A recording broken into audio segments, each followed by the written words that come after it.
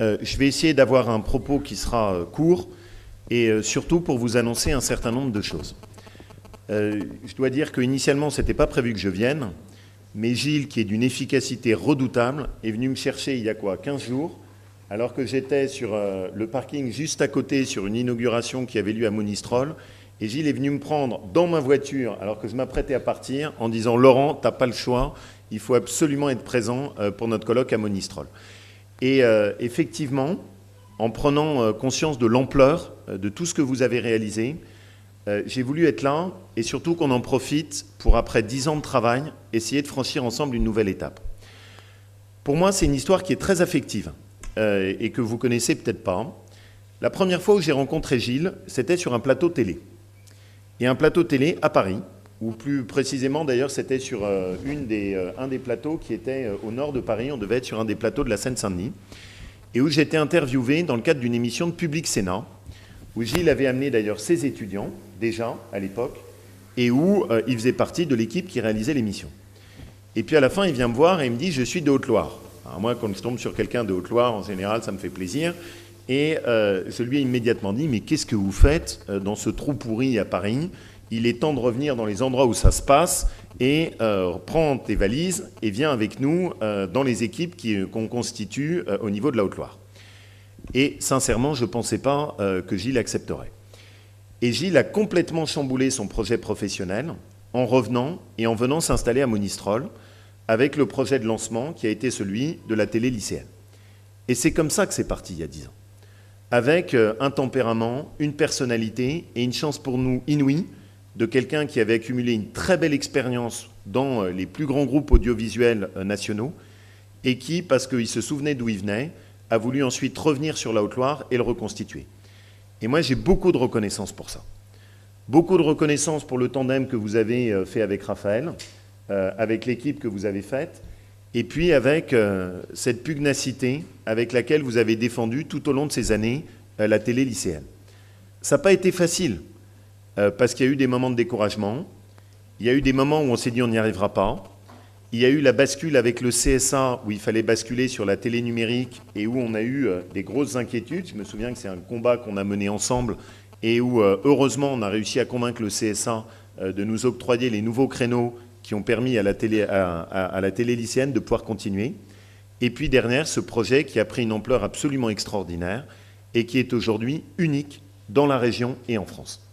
Quand vous avez sur un plateau à la fois la rectrice de notre académie qui est présente, une représentante de France Télévisions, un inspecteur général, ce qui est quand même le plus haut niveau de la hiérarchie à l'intérieur de l'éducation nationale, qu'on aura un représentant du CSA, tout ça, c'est le fruit de votre travail. Vous, d'abord, les étudiants, parce que c'est ce qui donne du sens au projet, les générations d'étudiants qui se sont passés le flambeau, et j'aime bien que les anciens étudiants soient toujours là et restent attachés à la Haute-Loire, pour moi c'est important, et puis le travail de l'équipe éducative. Donc ça, c'est toute la réalisation. Et vous pouvez être fiers de ça. Parce que ça se passe chez nous, en Haute-Loire, à Monistrol-sur-Loire, dans le lycée de Léonard de Vinci, et qu'on n'a nulle part ailleurs à ce niveau. Maintenant, regarder derrière, c'est bien, mais ce qu'il y a de mieux, c'est de réfléchir à la suite. Et la suite, c'est un travail que nous menons avec Madame le recteur, que je remercie de son attention sur tous les dossiers de la région et de l'énergie qu'elle met.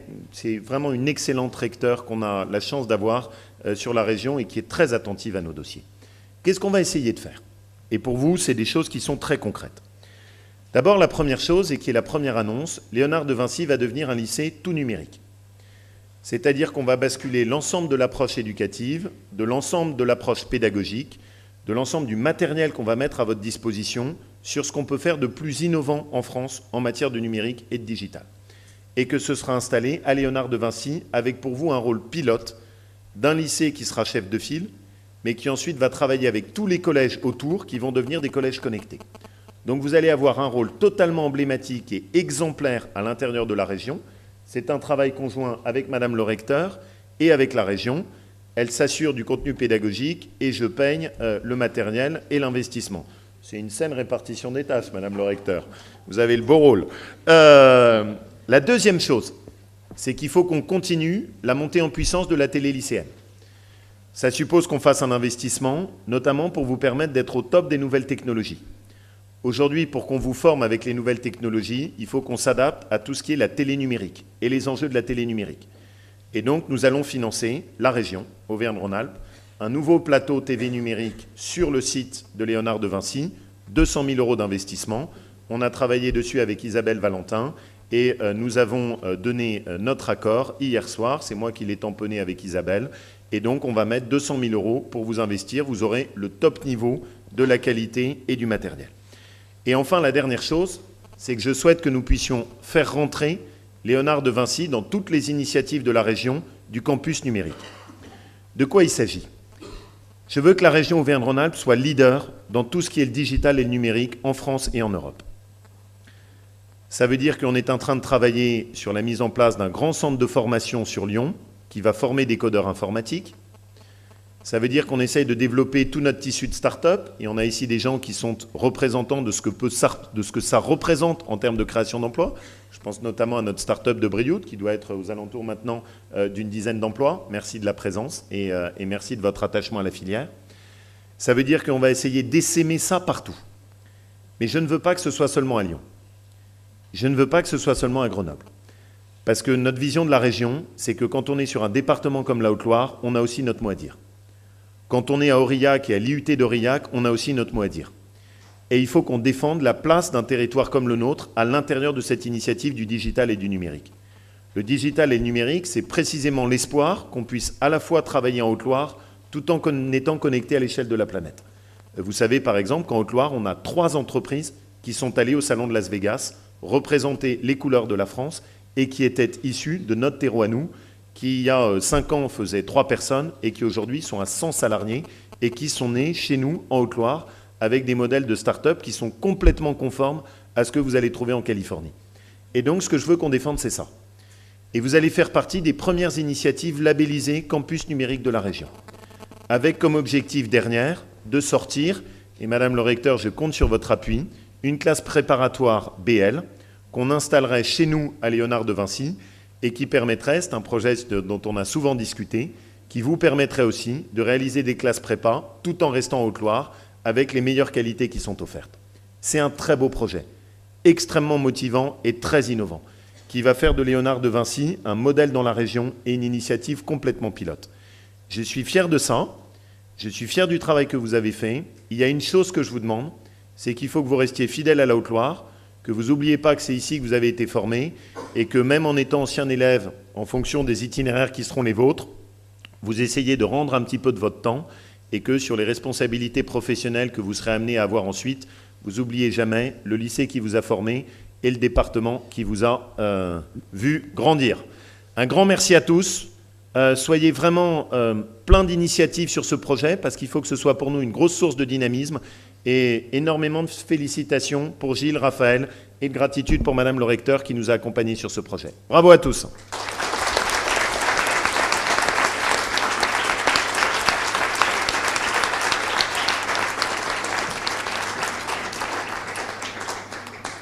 Et maintenant, bon colloque. Madame le Recteur, c'est vous qui allez m'excuser. Merci.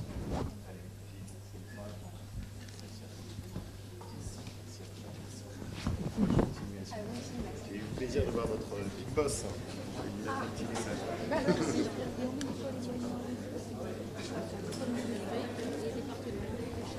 Génial. Monsieur l'inspecteur, merci encore. Merci beaucoup. Merci à vous.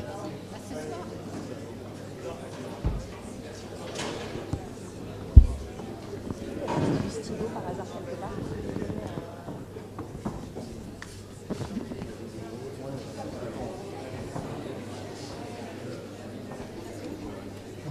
Comment?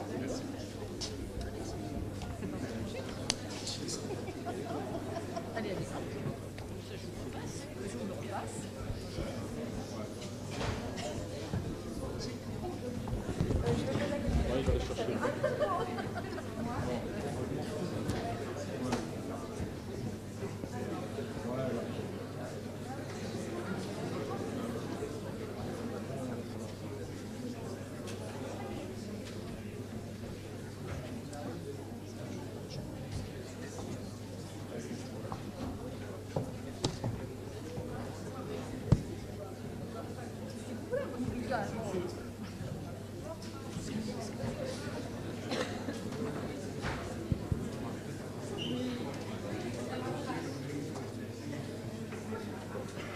On va avancer. Super. Bon.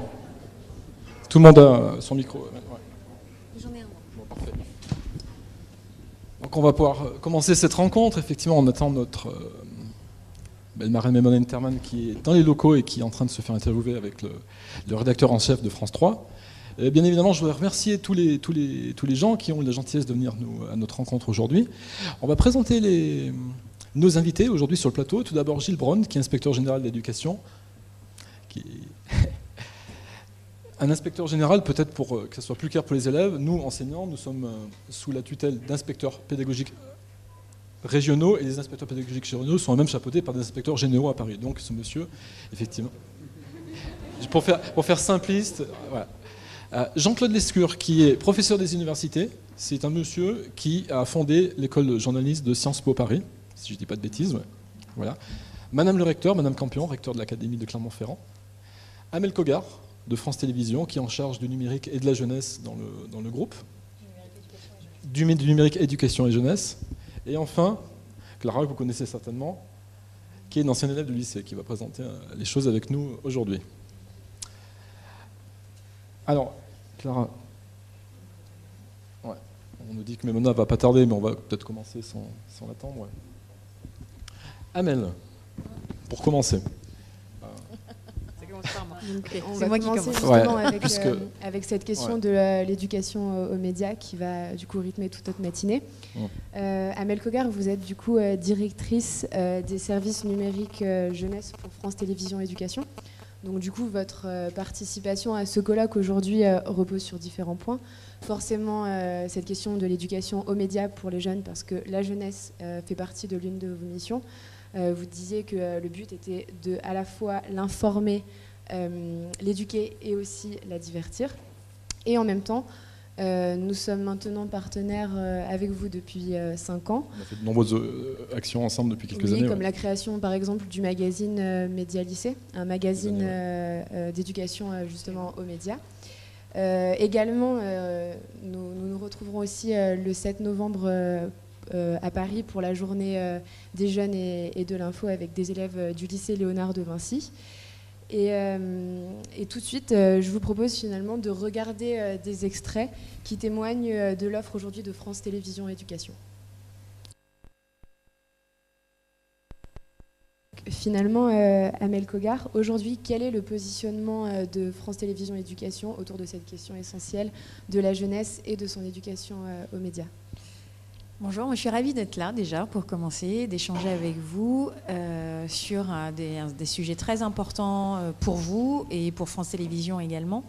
Ça fait plus de 15 ans que France Télévisions est engagée dans l'éducation aux médias, hein, qui est, on l'a dit, très important et surtout qu'on a souhaité renforcer depuis ces derniers temps et notamment depuis les attentats de Charlie Hebdo. Il nous semblait vraiment majeur pour tout le monde de traiter cette question en priorité.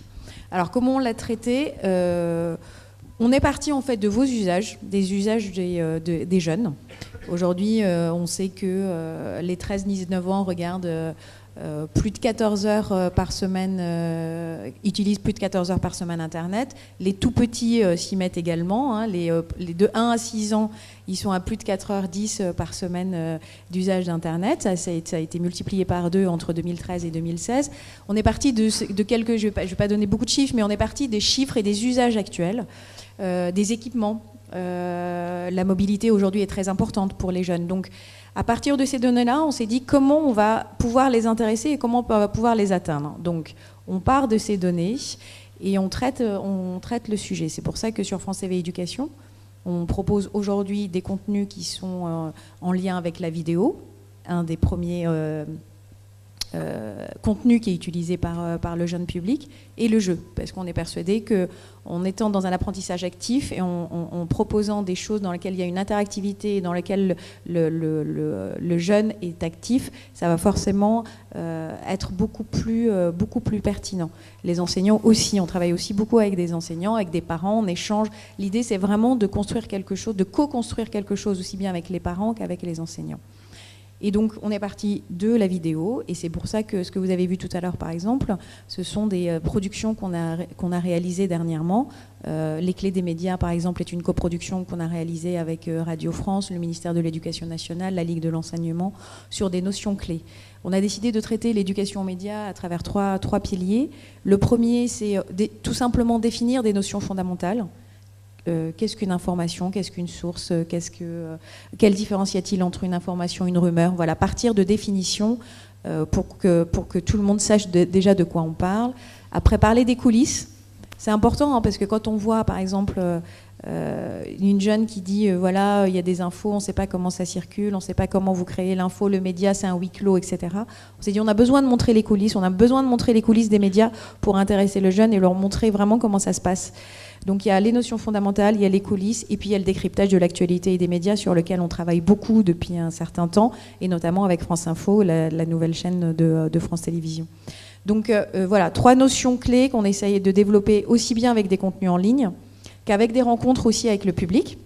Le débat tout à l'heure, par exemple, sur les jeunes à l'info, on a travaillé beaucoup avec les enseignants, qui sont vraiment qui nous accompagnent beaucoup dans notre mission de service public, qui travaillent avec les élèves, qui travaillent avec vous en amont sur les sujets qui les intéressent. L'année dernière, par exemple, les 5 établissements de collèges et lycées que nous avons reçus à France Télévisions avaient choisi de traiter des sujets. À l'unanimité, ils avaient par exemple voté et décidé de traiter la théorie du complot. C'est quand même pas anodin.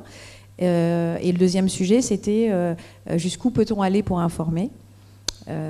Cette année, le 7 novembre prochain, et on est ravis de travailler avec vous aussi sur ce débat, ça va être à nouveau la théorie du complot. Donc je pense qu'il y a encore des choses à faire, on a encore des éléments à apporter, on doit encore vous convaincre de certaines choses. Et puis les limites de la liberté d'expression, qui est un sujet aussi d'actualité. Donc voilà. Donc on a 2 volets, des contenus en ligne et puis aussi aller à la rencontre de notre public, qui est très très important. Échanger, susciter le débat, vous donner la parole. Donner la parole, moi j'ai envie de faire réagir des jeunes qui sont dans la salle par rapport à ces éléments. Théorie du complot, est-ce que parmi vous, il y en a qui peut-être ont eu des expériences de choses un peu particulières qui auraient vu circuler sur le net? On se rend bien compte que ces questions d'éducation aux médias sont une question centrale. On s'en préoccupe beaucoup à l'Observatoire des médias. Si on ne s'en empare pas, Memona, d'autres le feront pour nous, peut-être. Merci beaucoup, Gilles.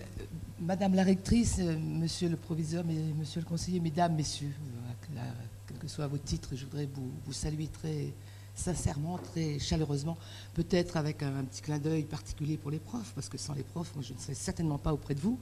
C'est l'école qui m'a littéralement sauvée. Donc quand je viens dans une école, je suis toujours un peu à mon aise, je dirais. Et c'est la deuxième fois que j'ai la chance de me retrouver dans votre très très beau lycée. Il est beau à plus d'un titre d'ailleurs. L'éducation aux médias, c'est un sujet, je pense très sincèrement, un sujet de l'ordre de la démocratie. Pourquoi?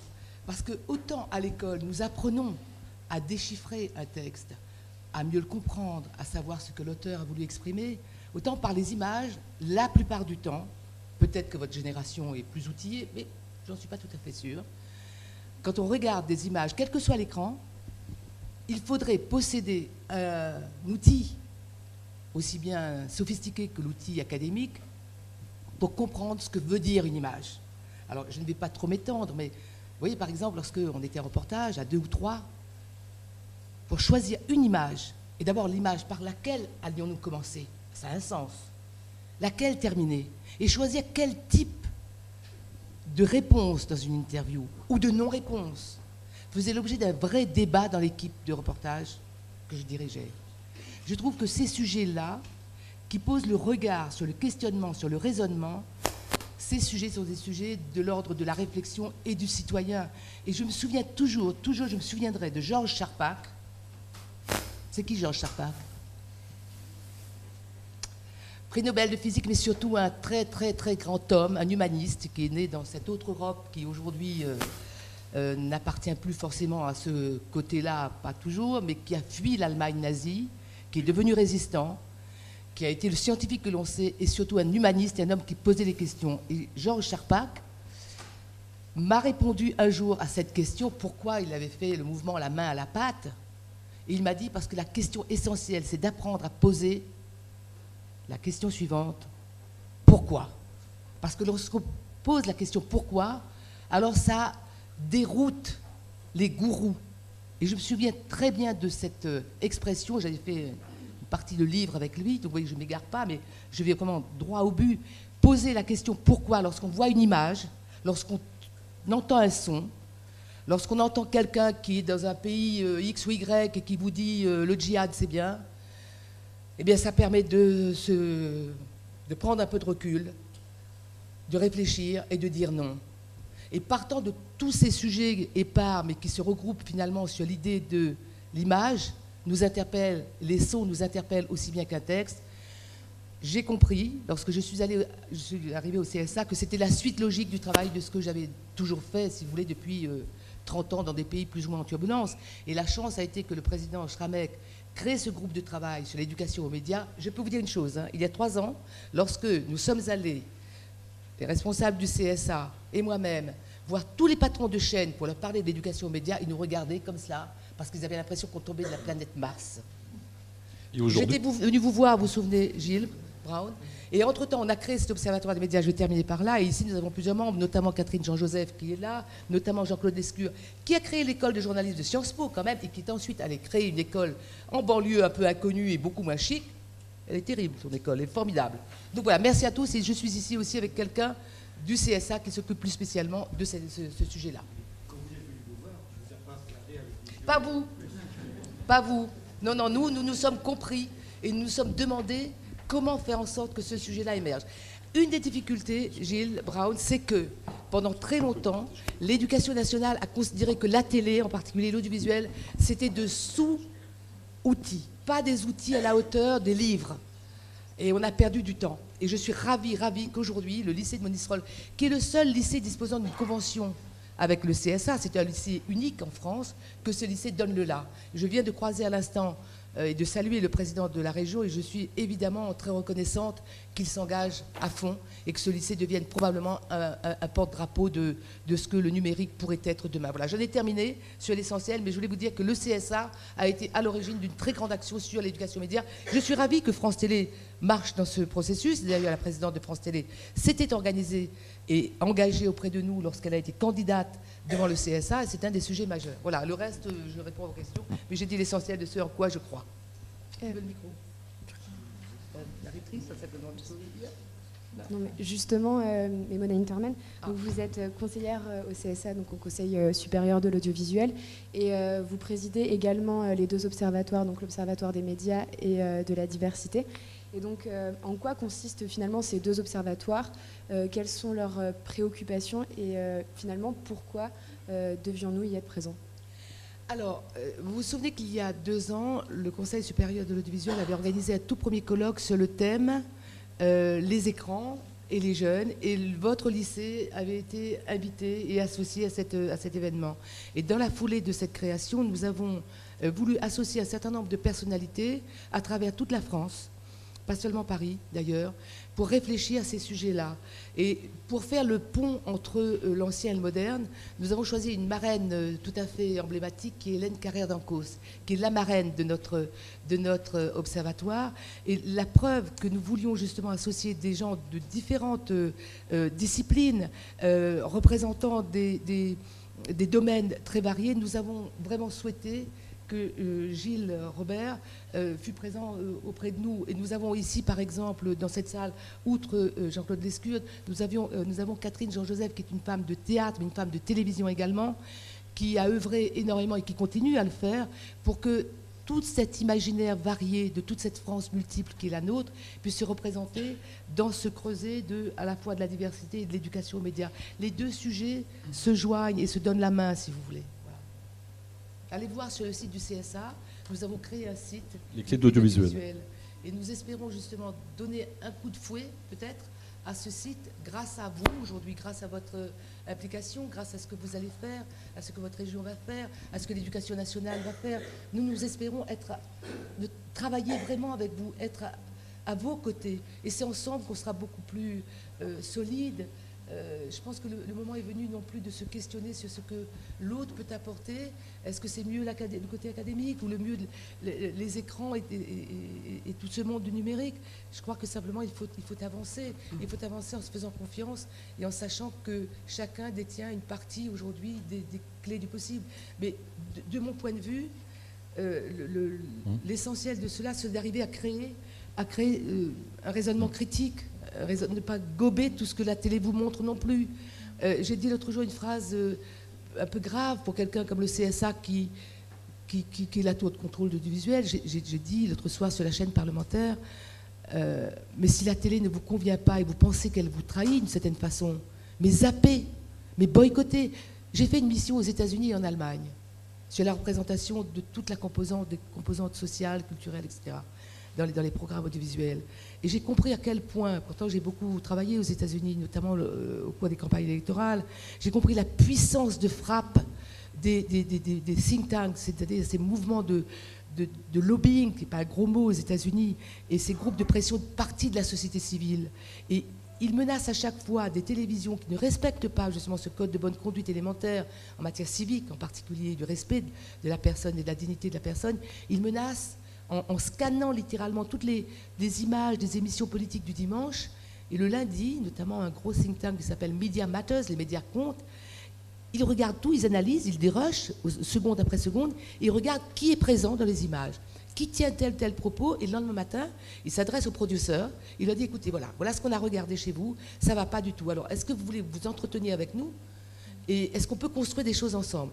Et quand ils voient que ça déraille, que ça ne marche pas, ils emploient les moyens lourds. Exemple, la grande chaîne NBC, avec un des intervenants qui, sans cesse, dénigrait cette Amérique qui monte et qui est une Amérique différente forcément de ce qu'elle avait pu être il y a 50 ans ou dans les années 70.